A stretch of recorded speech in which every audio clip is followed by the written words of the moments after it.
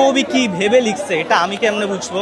বলবে যে এখানে কি প্রকাশ পেয়েছে, দুঃখ, কষ্ট, বেদনা, হাহাকার। এখন আমি কোনটা অ্যান্সার দিব? কনফিউশন। আমি কলেজের স্কুল থেকে আসছি, পরীক্ষা হচ্ছে কি আপনার বাংলা পরীক্ষা। এখন সিকিউ তো আমাকে ইচ্ছা মতো লিখতে হবে, ওইটা লিখছি ইচ্ছা মতো, ওইটা প্যারা নাই। কিন্তু সমস্যা হচ্ছে এমসিকিউ। এমসিকিউ স্ট্যান্ডার্ড বলবো, কিন্তু সমস্যা হচ্ছে খালি বলে কি কবির ভাব বলতে।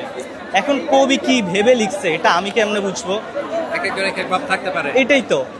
আবার অ্যান্সারগুলো ধরেন কাছাকাছি, বলবে যে এখানে কি প্রকাশ পেয়েছে, দুঃখ, কষ্ট, বেদনা, হাহাকার। এখন আমি কোনটা অ্যান্সার দিব?